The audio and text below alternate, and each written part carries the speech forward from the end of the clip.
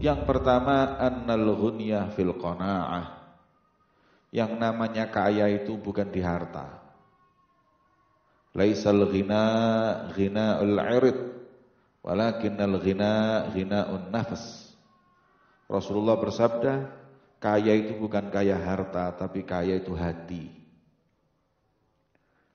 Maka sesungguhnya kekayaan yang hakiki ada pada qanaah. Barang siapa yang dia merasa kaya dengan sedikitnya harta, maka dia semakin banyak hartanya semakin kaya hatinya. Kita dituntut untuk merasa puas, merasa kaya dengan apa yang kita miliki.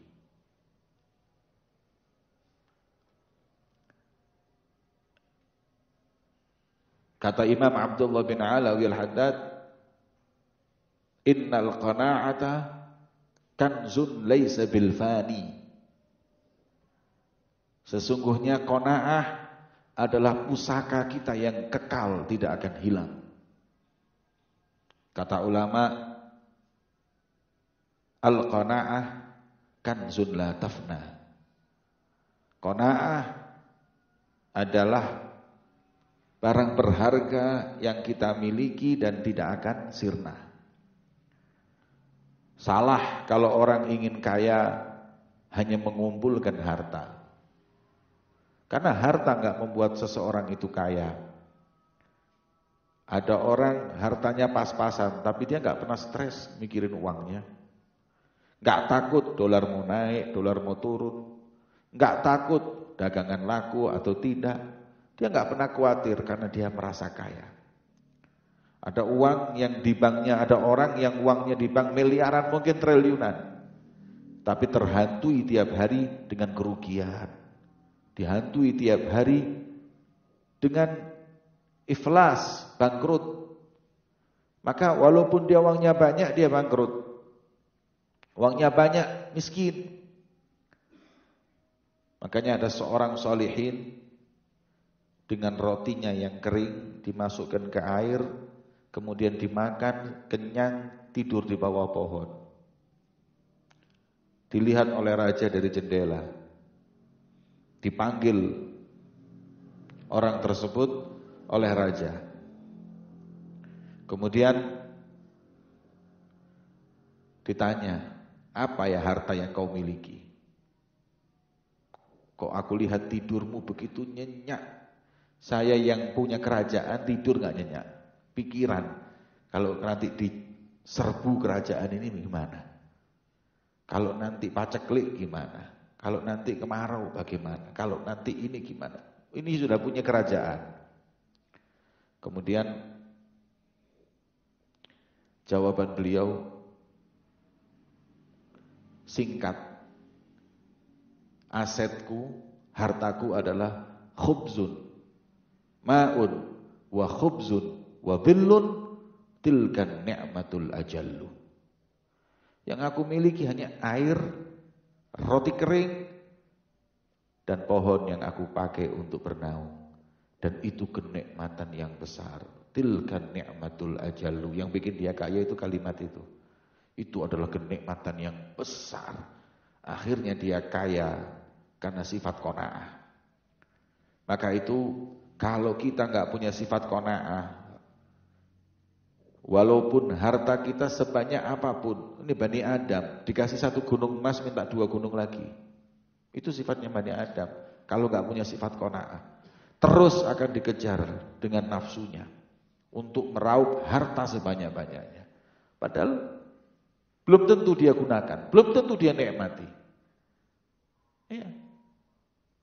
Ada orang punya uang segitu banyaknya sampai mati. Enggak kepake itu uang. Malah akhirnya jadi bahan kehancuran untuk anak turunnya. Berantem ini dengan itu warisan. Ya dia sebab. Maka daripada itu qanaah. Ya. Harus kita punya sifat qanaah. Selalu merasa memiliki dan kaya dengan apa yang kita ada. Wa anna salamah fil uzlah. Kita kalau mau selamat, Jangan sering-sering khiltah, jangan sering-sering kumpul orang. Sering-seringlah sendiri, karena sendiri itu jauh dari ghibah, jauh dari namimah, jauh daripada sum'ah, jauh dari segala-galanya. Maka itu upayakan untuk punya waktu, baik itu di tengah malam jam 3, punya waktu untuk tidak kumpul dengan orang, sendiri untuk menyelamatkan diri kita dari ngomongin orang, dari fitnah orang, dari omongan-omongan yang gak manfaat. Makanya kata ulama, sesungguhnya musibah di atasnya musibah adalah mukhalatah, kumpul orang. Kalau kita kumpul orang ada manfaatnya, kita menobatin orang, kita memberikan petunjuk kepada orang, fahadalah bas. Ya. Katanya Sayyidina Syekh Abdul Qadir Jailani, beliau berkata, kalau bukan karena orang dapat hidayah di tanganku, karena beliau ini jangan lagi ngomong, dilihat aja orang bisa banyak taubat. Kalau bukan karena banyak hidayah dari tanganku, lakhtartul uzlah, aku lebih memilih sendiri di rumah. Makanya Al-Habib Abu Bakar bin Muhammad Segaf khalwah 15 tahun hingga derajatnya diangkat oleh Allah Subhanahu wa taala.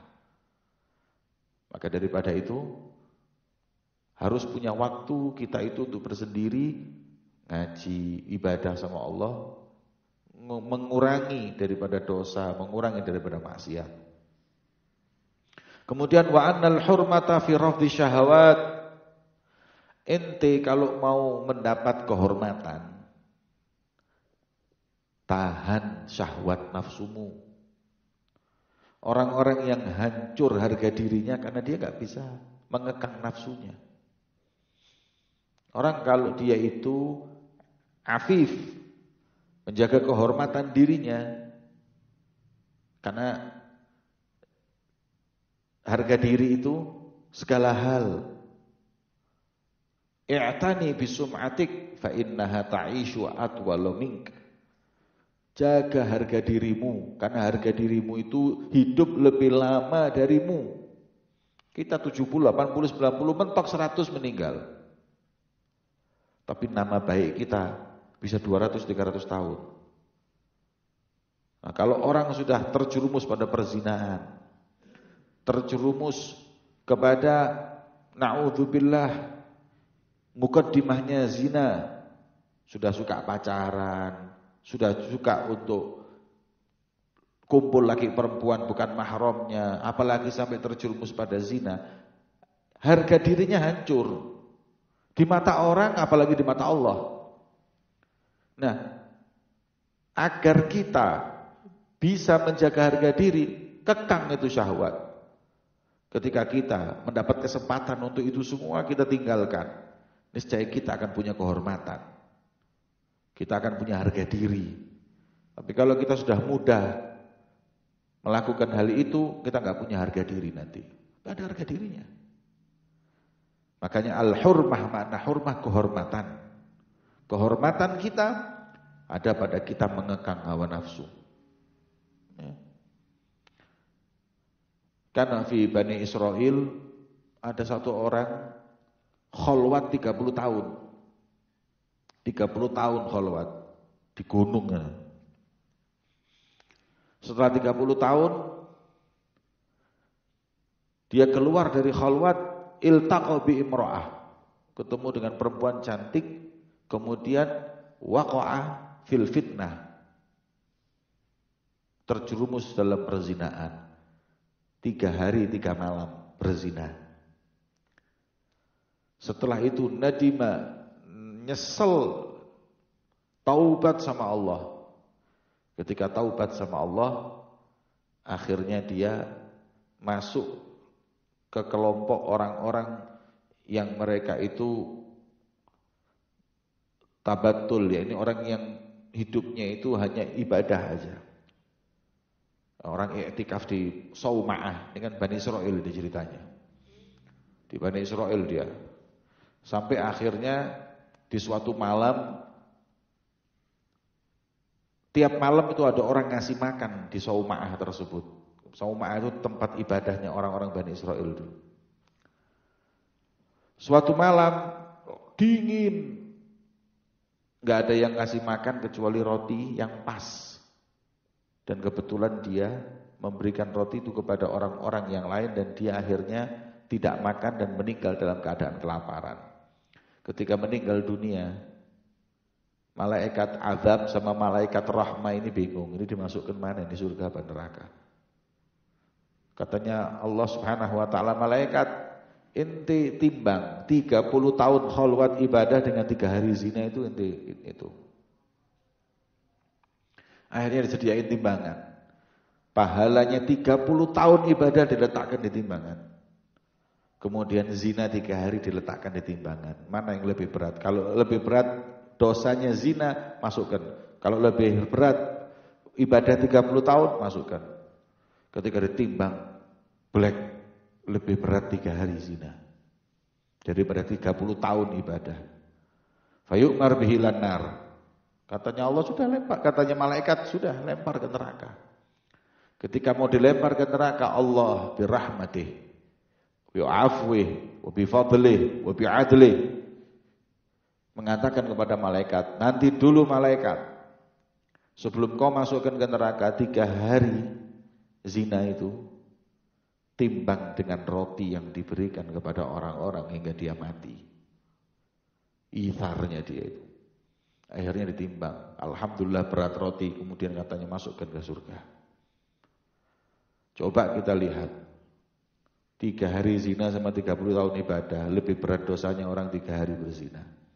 Itu kalau 3 hari berzina. Kif fisinin, kif sanawat, kif kadang-kadang bertahun-tahun. Na'udzubillah min dzalik. Maka itu hati-hati. Harga dirimu hancur kalau engkau enggak bisa mengekang syahwatmu. Khususnya perempuan. Jangan mudah-mudah mau disapa laki-laki. Khususnya perempuan. Ya. Jangan gampang memasang foto-fotonya di media-media sosial. Kalau apabila kau melakukan hal tersebut, berarti kau nggak bisa mengekang hawa nafsumu dan di situ nggak punya kehormatan. Perempuan yang memasang fotonya di media sosial dan lain-lain itu yang melirik, ya orang-orang yang nggak baik. Saya ini sudah berkali-kali jodohin orang. Sudah berkali-kali jodohin orang. Dan berkali-kali kalau ketika mau menjodohkan, itu laki-lakinya tanya, punya akun enggak di Facebook atau Instagram, fotonya ada, enggak jadi. Ini laki-laki yang cerdas ini. Kalau sudah perempuan ngumbar wajahnya di media, sak dunia kelihatan, enggak punya iffah. Enggak punya harga diri, enggak punya kehormatan, enggak bisa rafdhu syahwat. Hanya ingin dipuji wajahnya, hanya ingin dipuji perbuatannya.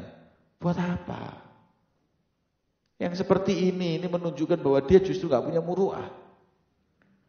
Ente juga begitu, kalau mau nikah sama perempuan ente tanya, itu perempuan itu ada gak fotonya di media-media? Oh ada, dipajang di sana, pajang, kirim salam sudah. Kenapa? Kalau sudah punya benih-benih seperti itu, nanti kalau uzwat sama ente dapat setahun, 2 tahun, 3 tahun, bosen, buka lagi Facebook lagi. Ya. Dan ente jangan jadi laki-laki yang gak punya kehormatan, membiarkan istrinya mengumbar wajahnya di mana-mana. Kalau terus si suami itu punya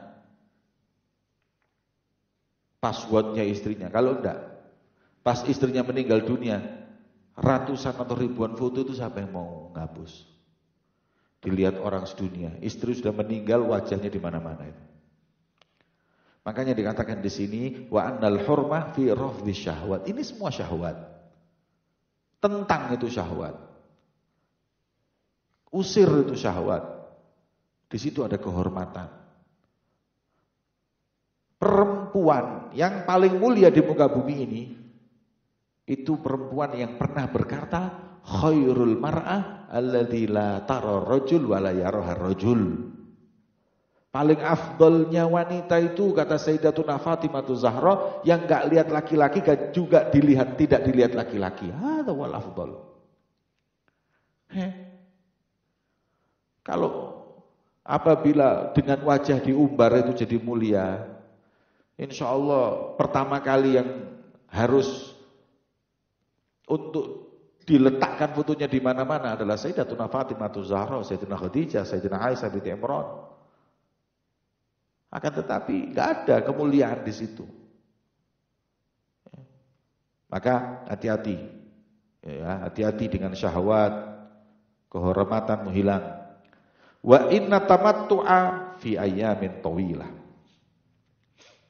Yang namanya kebahagiaan itu kalau usianya panjang. Wa anna sabr fi ayyamin qalilah, dan sabar itu hanya sedikit. Tamattu fil akhirah. Wasabr dunia al-galail. Ayyam galail. Sabar. Karena yang namanya sabar itu enggak pernah panjang. Mentok 100 tahun kita sabar itu di dunia. Tamattu tawil, di kuburan ratusan tahun, di mahsyar ratusan tahun, di surga kalau kita masuk surga jutaan, miliaran, triliunan tahun enggak selesai. Maka itu ketika ditanya Ibnu Jauzi ketika ditanya mata yajidil insan ar-rohah, kapan orang itu bisa menikmati hidup? Orang itu enggak punya pikiran, hidup enggak punya pikiran itu kapan? Kata beliau, indama adkhala rajul qadamahu fil jannah. Kalau sudah kaki masuk surga baru rohah. Kalau belum sudah enggak ada roha di dunia ini. Semuanya mara bahaya. Dikubur antara bainal azab wa baina an-ni'mah. Di mahsyar itu menakutkan, semua menakutkan. Kapan orang itu bisa merasakan tenang kalau sudah melangkahkan kaki di surga, itu baru tenang.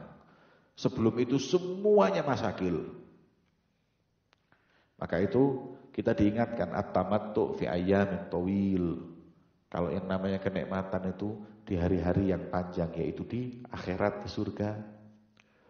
Adapun sabar, ya Allah, mentok-mentoknya sabar itu cuma berapa tahun. Ya, katanya Habib Ali bin Hasan Shahibul Mashhad, hayatuna ma baina sabr wal jabr. Kita hidup di dunia ini antara dua sudah, sabr wa jabr. Nujbur khatir fulan wa nasbir al fulan. Hidup ini basa-basi nyenengin orang, sama sabar kalau dilukai hati sama orang. Ya wis itu hidup. Kita kalau muamalah sama orang ya cuma dua ini modalnya. Nujamil, najbur khatir.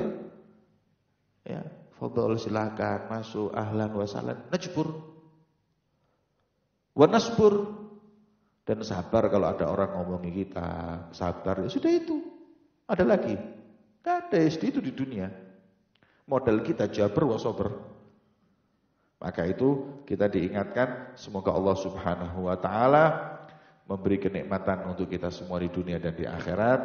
Wa insyaallah kita semuanya diberi ilmu yang manfaat dan insyaallah meninggal husnul khatimah. Amin ya rabbal alamin. Wassallallahu ala sayyidina Muhammadin wa ala alihi wasallam. Alhamdulillahirabbil alamin.